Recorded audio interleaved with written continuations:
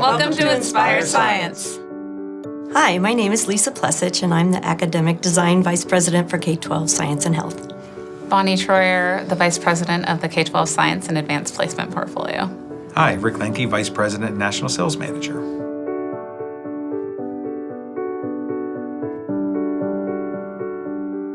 What I like about the program, we looked across K-8, we have the projects, we have a similar focus all the way through, and I like the recursive nature of the program. So we have these projects, and the students are collecting evidence through a claim evidence reasoning template, and so they'll work and they'll build their knowledge, and then they'll revisit their evidence. They'll add to their evidence, and then they'll revise their claims. It's a very, very recursive and helpful way for students to learn and gather information. Yeah, another piece that ties to that are the formative assessment science probes, which we're really excited about. We worked on with Paige Keeley in K-8 and then Joyce Tugel in 9-12. And this really gives an opportunity for students to uncover student misconceptions or preconceptions and to really engage in rich discussion.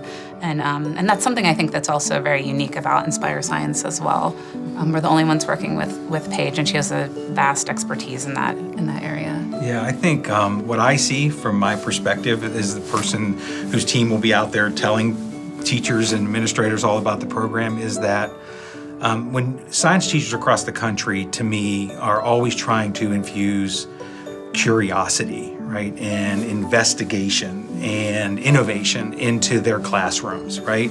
And I believe this program in every way is built around enhancing that for teachers in the classroom in many different ways, which I think we'll talk about over the next few minutes. Another thing I think that makes Inspire Science unique are the people who are developing the program. There are so many passionate people behind the scenes that are doing this work, from the people on Lisa's team in academic design that are really writing the content, that were former teachers or former scientists, or have their PhDs in biology. They're so passionate about what they do. And the folks on my team who are working on the vision and who are really thinking about things like equity and thinking about NGSS and how to make that really easy for teachers to use. And then with Rick's team as their, I know you have a lot of former teachers as well.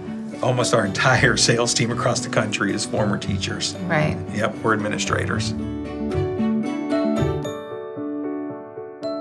Inspire Science has a lot of flexibility built into it, but the basis of the program is an NGSS. We really dissected the UCIs, the CCCs, and the SEPs because those cross-cutting concepts and science and engineering practices are critical to learning science and how scientists work. One of the other exciting things about Inspire Science is that you can use it if you're with the print, just the print. You can use it if you're digital. You can use a combination of both. So everything that we have in the print, we also have in the digital. And then we also have a lot of interactive content, which is really exciting. There are simulations, there are virtual labs, there are drag and drop activities, really just a wealth of digital resources so that it gives a lot of flexibility for the teacher to really choose how they would like to teach on a given day even. They may not completely because NGSS is really new to them, right? So we really built this program so that it can help in a transition to the NGSS as well. It really is very flexible for any kind of teacher, and again, to your point, I do think we've given lots of teacher support so that you can do it any way that makes sense for your classroom. And the way we've built it, there's no doubt that if we walked into a classroom and saw this being taught, what we would envision is a tremendous blended learning approach. To see its ultimate use and ultimate effectiveness, and just to see all these different things going on within that day or that week of teaching in a classroom, to really build upon those things we talked about earlier, the curiosity, investigation, and really developing innovative scientists as time moves on. And as we were developing, we were really thinking about students generating their own questions. Yes. So this isn't just the teacher asking questions. While we do have support for that, but we're also really thinking about students generating questions. And that was a difference as we were thinking about next generation science standards versus other standards that we've worked on in the past.